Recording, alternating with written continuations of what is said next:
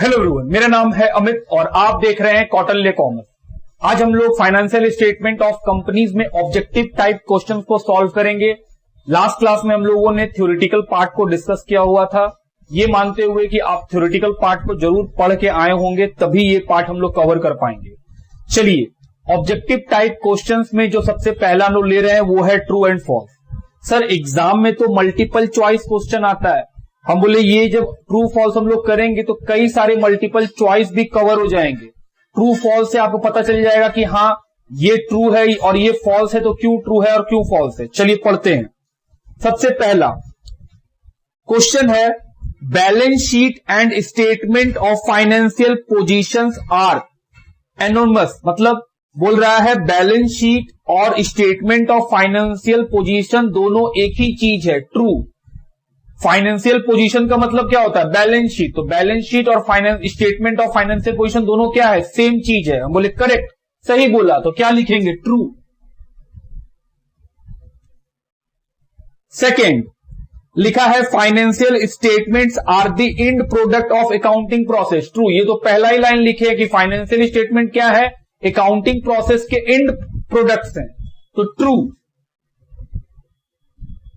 ये तो पढ़े ही है हम लोग। Third number, propose dividend is contingent liability. Contingent liability लिखवाए थे, वहां पे एग्जांपल में देखो लिखे थे प्रपोज डिविडेंड कंटिंजेंट लायबिलिटी होता है, तो ये भी ट्रू।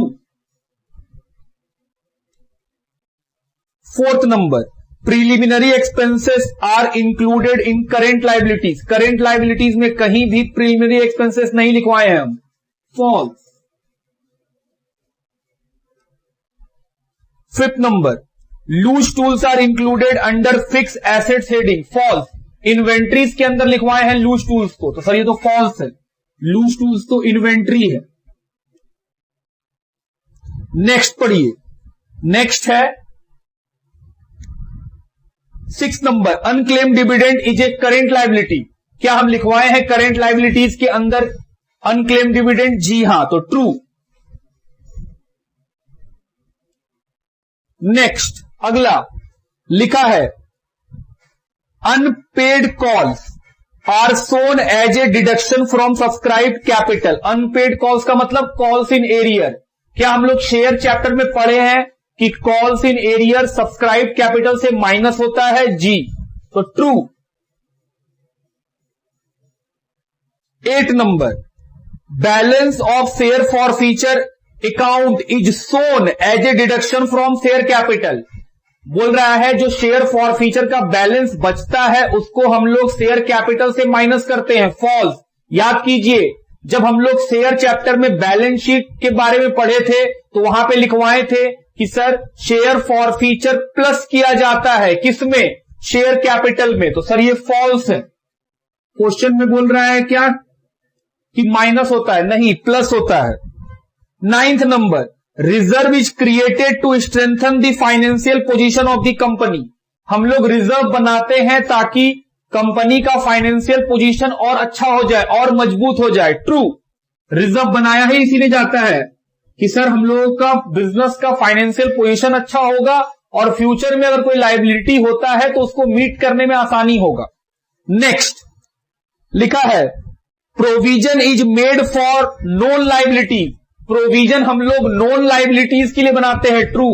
प्रोविजन का मतलब ही होता है कि लायबिलिटी पता है लेकिन उसका अमाउंट जो है वो अनसर्टन है, अमाउंट नहीं बता पाएंगे, इसीलिए हम लोग क्या बनाते हैं, provision. In case of provision liability is certain but the amount of liability is uncertain.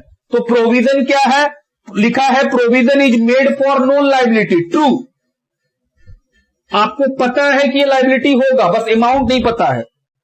11th number, the operating cycle of a company 15 month. एक कंपनी का ऑपरेटिंग साइकिल कितने महीने का है, 15 महीने का।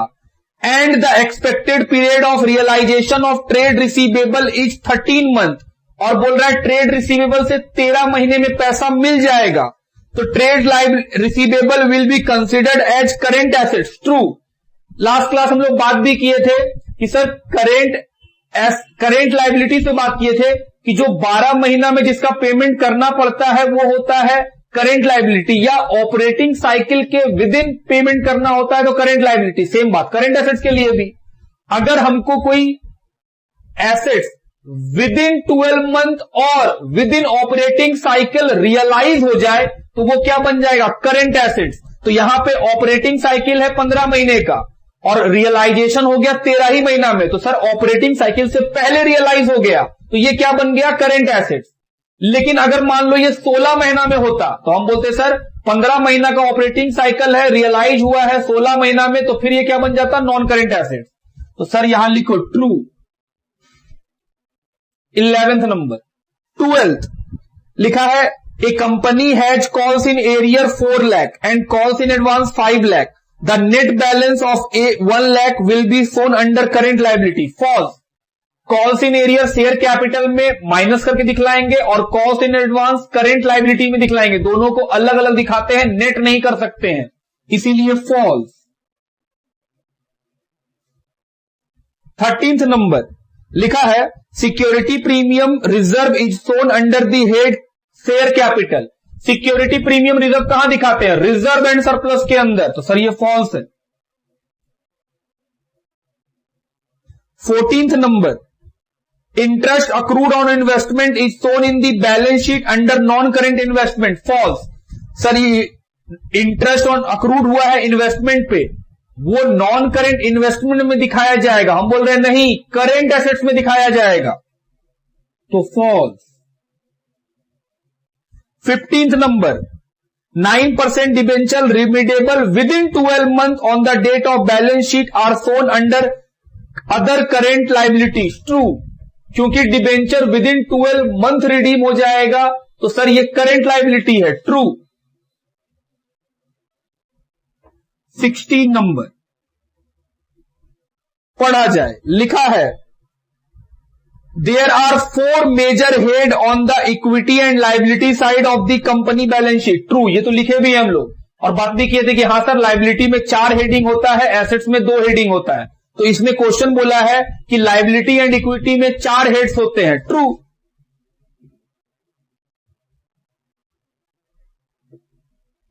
क्वेश्चन नंबर 17 आओ पढ़ें, लिखा है financial year of a company shall be from 1 January to 31 December every year. False. Financial year कब से स्टार्ट होता है, 1 अप्रैल से 31 मार्च तक, तो सर यहां लिखिए फॉल्स।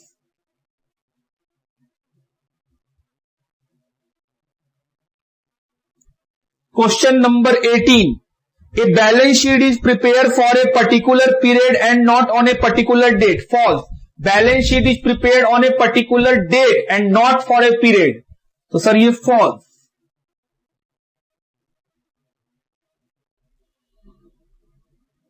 क्वेश्चन नंबर 19 लिखा है statement of profit and loss is prepared for a past period and hence it is a historical document.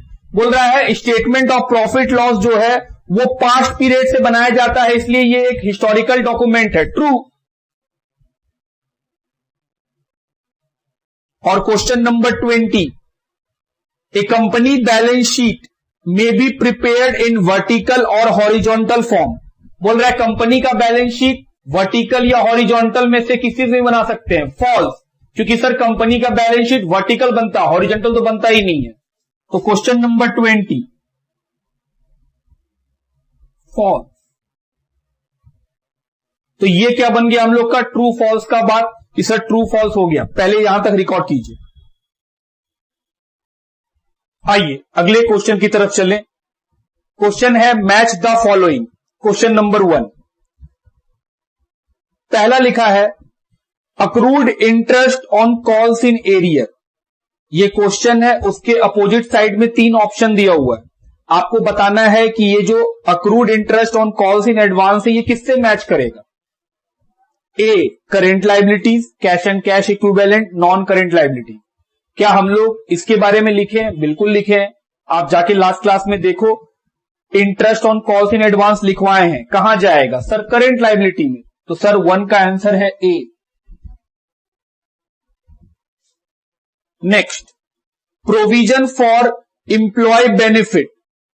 Provision for employee benefit sir long term provision है, नॉन करेंट लायबिलिटी है। देखो option C, तो 2 का answer क्या देंगे, option C. Heading sub heading में लिखवाए हैं। उसके बाद है bank overdraft current liabilities, option A. और fourth number loan repayable on demand, sir ये भी करंट लायबिलिटीज, ऑप्शन ए। पहला क्वेश्चन खत्म। क्वेश्चन नंबर 2, पब्लिक डिपॉजिट क्या है? 3 ऑप्शन दिए हुए हैं, long term provision, long term borrowing, other current liability. Sir public deposit long term borrowing है, तो option B. Second, matured debenture, long term provision, long term borrowing, other current liability. Sir matured debenture other current liability, option C. Third, unclaimed dividend other current liability, option C. Advance received from customer other current liabilities, option C. Customer से advance लिए हैं, मेरे लिए क्या है? Other current liabilities. Match the following. Third number लिखा है trademark, option tangible fix assets, intangible fix assets, current assets. Sir option B, intangible fix assets. Computer software, sir intangible fix assets. और तीसरा work in progress current assets, option C. Question number 4, cheque in hand 3 option दिया है, inventory, trade receivable, cash in cash equivalent. Sir option C, cash and cash equivalent. WIP option 3 है, inventory, trade receivable, cash and cash equivalent. Inventory तो option A. Store and spare 3 option, inventory, trade receivable, cash and cash equivalent. Inventory option A. आगे बढ़ा जाए। Question number 5 लिखा है match the following, debenture redeemable after 2 year. 4 option है, long term provision, short term provision, other current liabilities, long term borrowing. क्योंकि debenture 2 साल के बाद रिडीम होगा तो sir long term borrowing, option number D. तो पहला का आंसर डी। आगे बढ़ो, debenture redeemable with in 1 year, 1 साल में हो जाएगा तो सर ये तो फिर करेंट लायबिलिटी हुआ, हम बोले हाँ। Other current liability, option C. Provision for provident fund लिखवाए हैं किसके अंदर? लॉन्ग टर्म प्रोविजन के अंदर, तो ऑप्शन ए। Fourth number, outstanding salary other current liability के अंदर, ऑप्शन सी। ये हुआ अभी मैच दी फॉलोइंग का 5 क्वेश्चन। पहले यहां तक लिखिए, फिर इसके बाद हम लोग आगे बढ़ेंगे।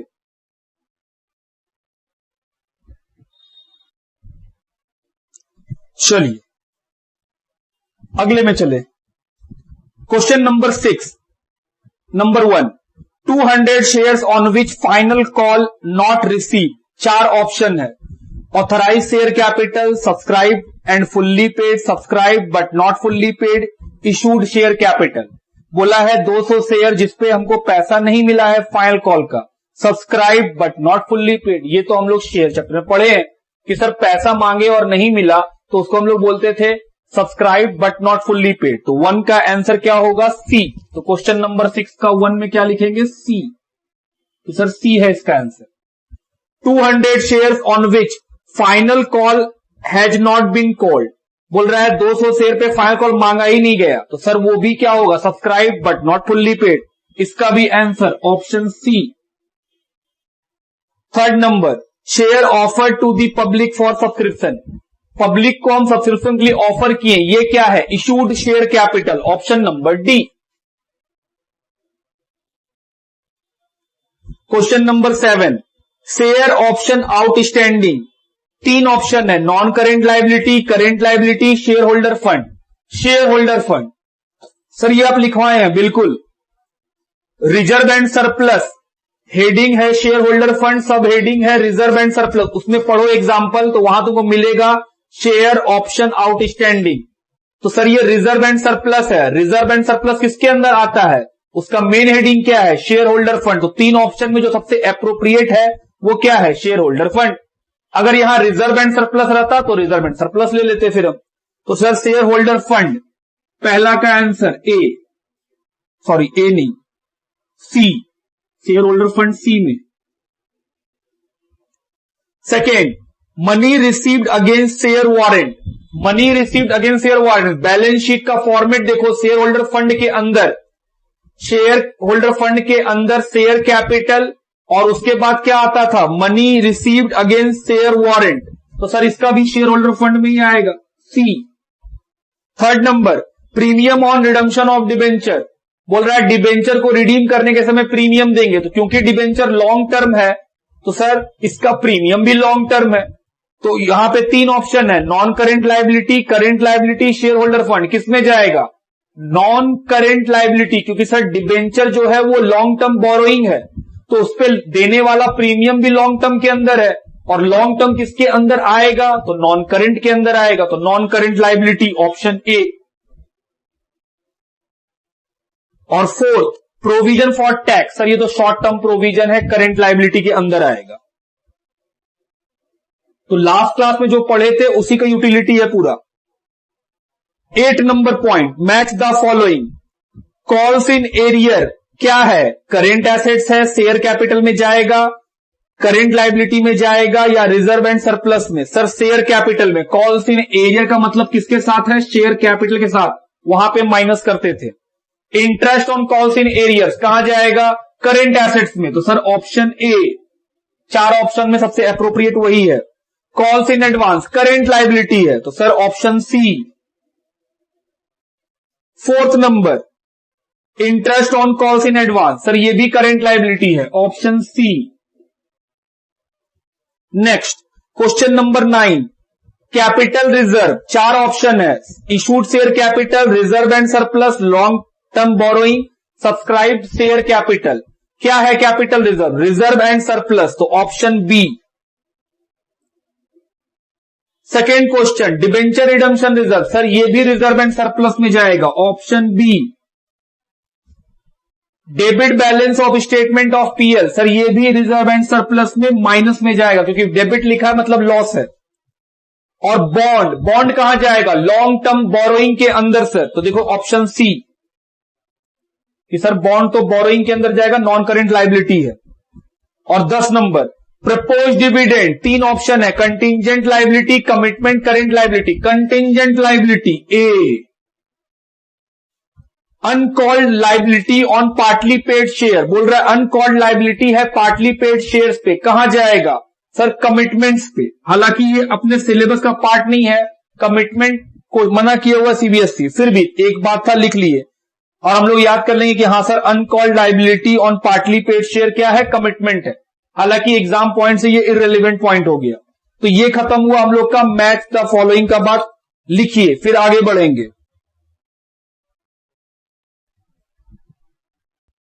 आइए आगे बढ़ते हैं, मल्टीपल चॉइस क्वेश्चन एमसीक्यू, एक क्वेश्चन 4 ऑप्शन, आपको करेक्ट ऑप्शन बताना है।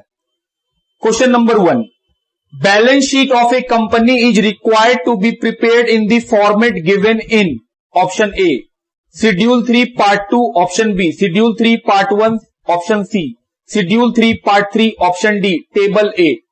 हम लोग लिखे भी हैं, बैलेंस शीट किसमें बनता है, शेड्यूल 3 पार्ट 1, और statement of PL schedule 3 part 2, तो सर ऑप्शन करेक्ट होगा बी। तो क्वेश्चन नंबर 1 का आंसर क्या करेक्ट होगा, B, option B.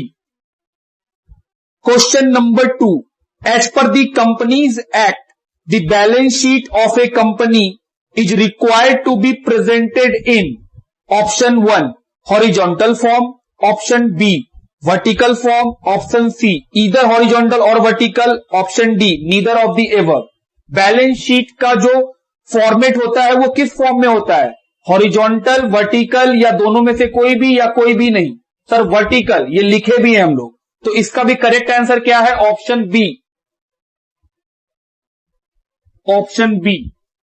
Third number, which of the following is not required to be prepared under the companies act, बोल रहा है इसमें से क्या है जो बनाने का आवश्यकता नहीं है, option A statement of profit loss, option B balance sheet, option C report of directors and auditors, ये क्या है? Explanatory notes.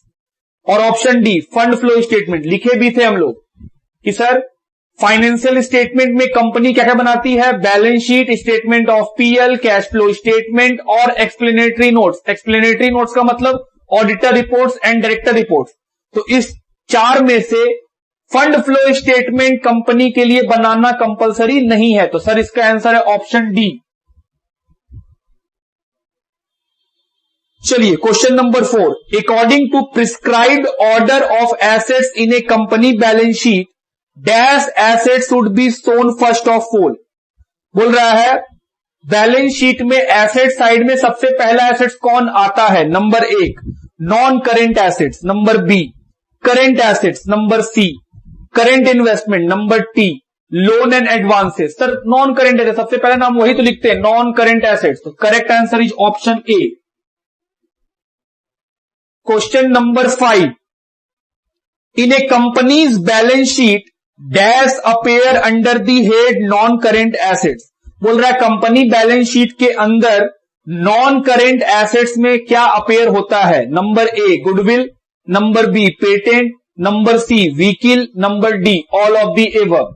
Goodwill sir non current assets है, पेटेंट नॉन करेंट एसेट्स है, व्हीकल गाड़ियां सर नॉन करेंट एसेट्स है। तो इसका मतलब है सर सारा का सारा नॉन करेंट एसेट्स है। तो करेक्ट ऑप्शन है option D all of the above. तो 5 का आंसर ऑप्शन डी।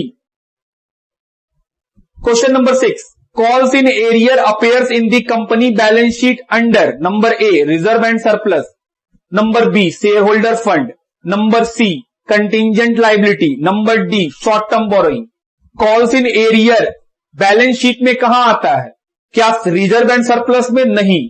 क्या शेयर होल्डर फंड्स में? जी सर शेयर कैपिटल से माइनस करते हैं, तो option B share holder fund में। उसके बाद calls in advance, question number 7 में calls in advance appears in the company balance sheet under number A share capital, number B current liability, number C long term borrowing, number D reserve and surplus.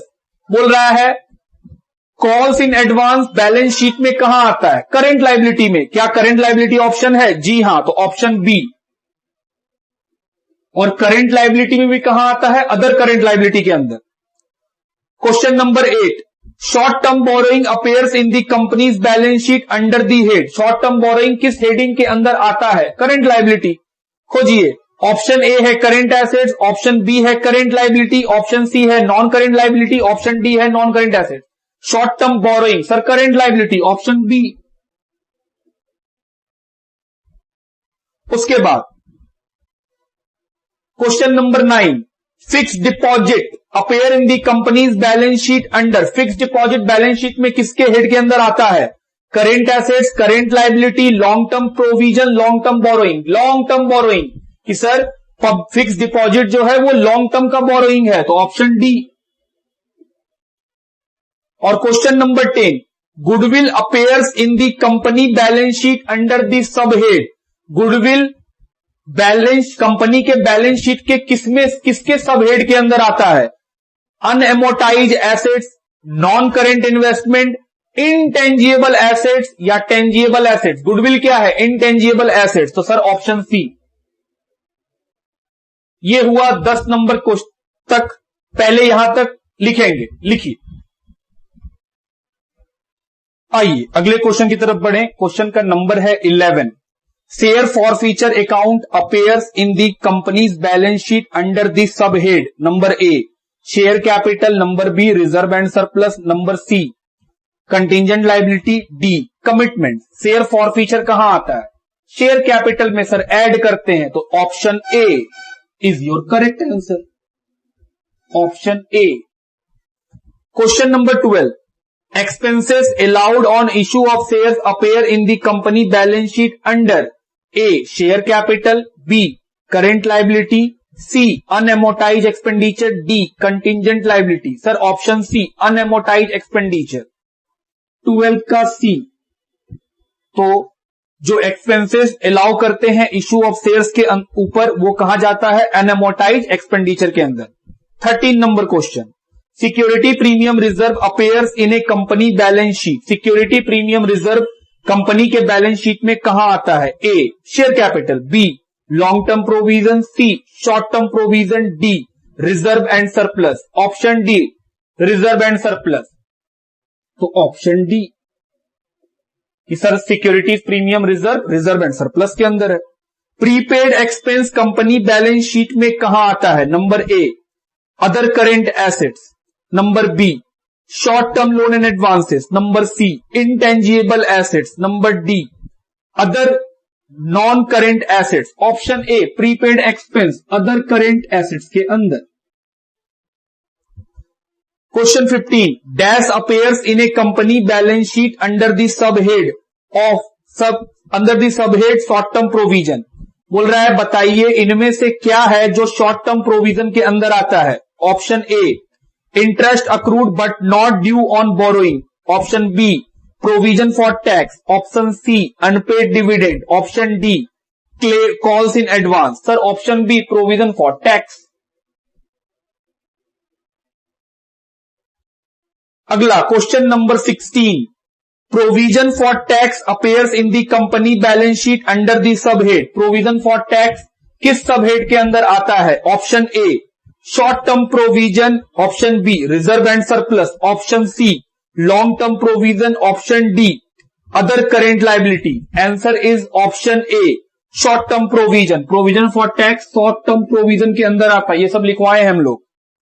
Question number 17 bills receivable appears in a company balance sheet under the sub head dash. Number A current investment, cash equivalent, trade receivable, short term loan and advances. बोल रहा है bills receivable company balance sheet के किसके sub head के अंदर आता है? Trade receivable, option C.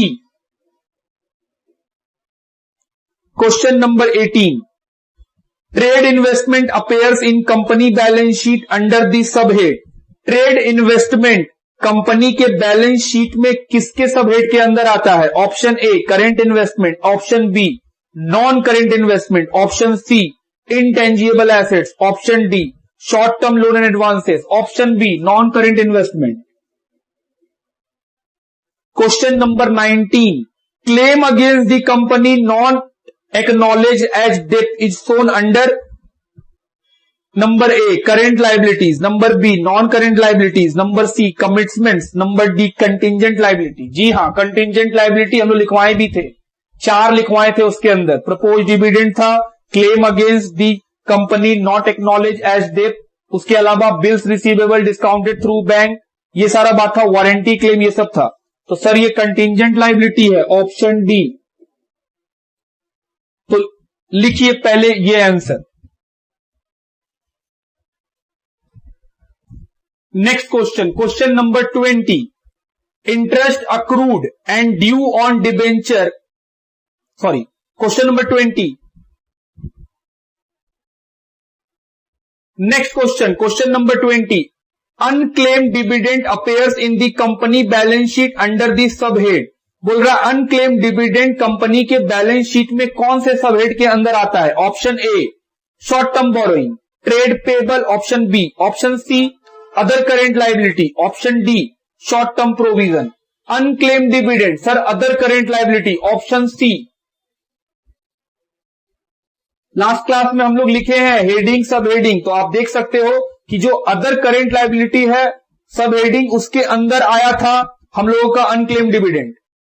Question number 21 interest accrued and due on debenture appears in the company balance sheet under the sub head other current liability. Option A short term borrowing, option B trade payable, option C other current liability, option D short term provision. Sir other current liability, ये भी option C है, ये सब लिखवाए हैं हम लोग।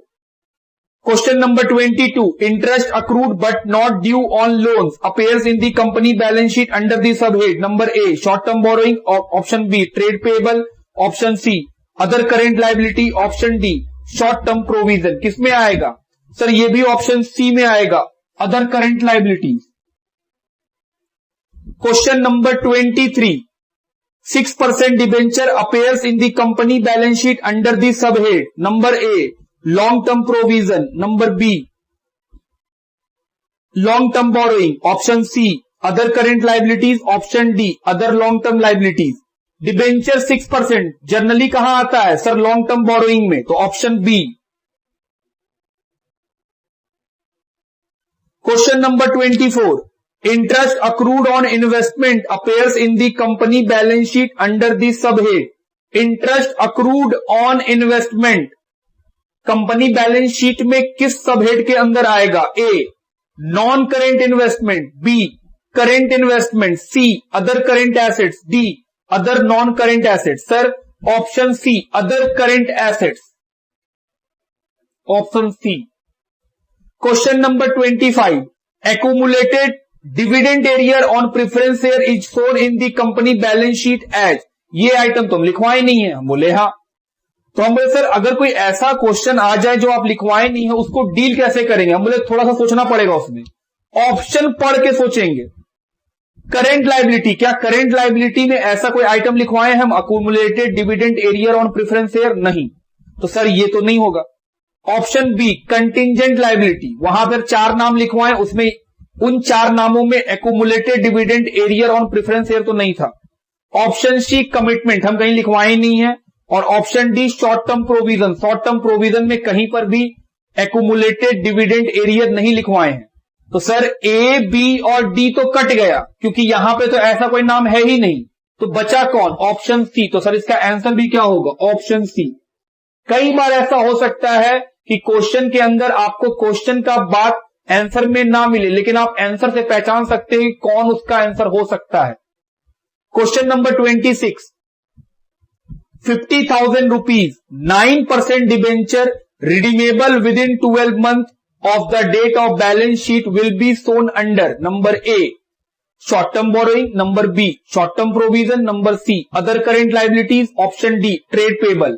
बोल रहा है 50,000 रुपया का डिबेंचर है जो कि 12 महीना में रिडीम हो जाएगा।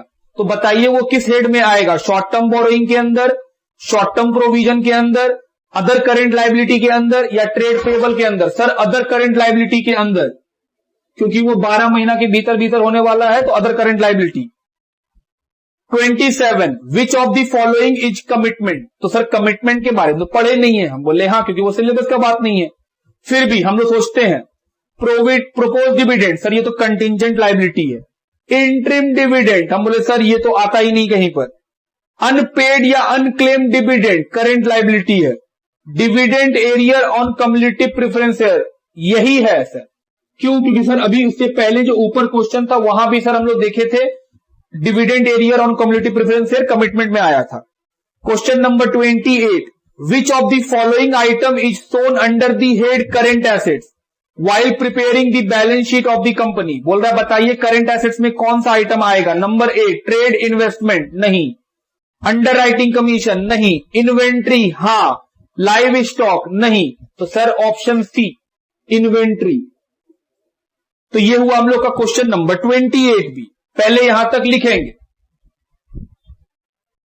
Question number 29, while preparing the balance sheet of a company underwriting commission is shown under which head? Option A unamortized expenditure, option B current assets, option C non current assets, option D current liability। बोल रहा underwriting commission balance sheet में किस head के अंदर आएगा? अनएमोटाइज expenditure के अंदर, option A. Which of the following item is shown under the head current liability while preparing the balance sheet of a company? बोल रहा है बताइए दिए हुए में से कौन सा आइटम है जो करंट लाइबिलिटी के अंदर आएगा? Option A security premium reserve, क्या ये करंट लाइबिलिटी है? नहीं, ये तो सर रिजर्व एंड सरप्लस है। डिबेंचर, सर ये तो नॉन करंट लाइबिलिटी है। लाइव स्टॉक, ये तो नॉन करंट एसेट्स है। None of the above, option D none of the above, कोई भी आइटम नहीं है जो करंट लाइबिलिटी के अंदर आएगा। Question number 31, while preparing the balance sheet of a company security premium is shown under। बोल रहा है सिक्योरिटी प्रीमियम कहां दिखाया जाएगा? नंबर ए करंट लाइबिलिटी के अंदर, नहीं, ये तो रिजर्व एंड सरप्लस के अंदर आता है। शेयर कैपिटल, नहीं। लॉन्ग टर्म बोरोइंग, नहीं। None of the above, sir answer होगा नन ऑफ द एबव, क्योंकि रिजर्व एंड सरप्लस तो है ही नहीं कहीं पर, option D. Question number 32, Which of the following item is shown under the head non-current assets? while preparing the balance sheet of a company. Number A, underwriting commission. Option B, current investment. Option C, inventory. Option D, patent. बोल रहा है बताइए non current assets में दिए हुए 4 option में से कौन सा ऑप्शन आएगा? तो सर पेटेंट, पेटेंट एक नॉन करंट एसेट्स है, option D. Question number 33, under which heading the item bill discounted but not yet matured. Sir ये कंटिंजेंट लाइबिलिटी है, 4 आइटम में ये भी एक नाम था। Will be shown in the balance sheet of a company. Number A current liability, number B current assets, number C contingent liability. यही है sir option C contingent liability. लिख दीजिए, ऑप्शन डी पढ़ के भी क्या करेंगे। Question number 34, which one of the following item is shown under the heading current liability in the balance sheet of a company. बोल रहा है इनमें से कौन सा आइटम बैलेंस शीट में करंट लाइबिलिटी के अंदर आएगा। नंबर ए इन्वेस्टमेंट, नहीं। रिजर्व फंड, नहीं। अनक्लेम डिविडेंड, जी सर अनक्लेम डिविडेंड आएगा क्योंकि ये अदर करंट लाइबिलिटी है जो करंट लाइबिलिटी के अंदर आता है। और option D live stock. Option C. Question number 35, while preparing the balance sheet of a company, which item is shown under the head long term borrowing। बोल रहा है जब बैलेंस शीट बनाते हैं तो लॉन्ग टर्म बोरोइंग में कौन सा आइटम आएगा। Option A 6% debenture, option B security premium reserve, option C trade payable और option D none of the above. Sir 6% debenture क्योंकि वो लॉन्ग टर्म बोरोइंग के अंदर आता है, तो option A. Question number 36, share capital of a company consist of 5 lakh share of rupees 10 each. 8 called up. All the shareholder have duly paid the called up amount. Share capital will be shown as। बोल रहा है एक कंपनी का share capital में 5 lakh share है, हर एक share 10 रुपया का है। कंपनी ने 8 रुपया कॉल किया है और सभी ने 8 रुपया पे कर दिया है। तो कंपनी जानना चाहती है कि उनका शेयर कैपिटल किस तरह दिखाया जाएगा। Option A subscribed and fully paid. क्या ये फुल्ली पेड है? नहीं, 10 रुपया फुल्ली पेड होता। Subscribe but not fully paid, जी सर ये होगा subscribe but not fully paid. ये लोग शेयर चैप्टर में पढ़े हैं। None of the above, sorry any of the above, और option D none of the above. Option B.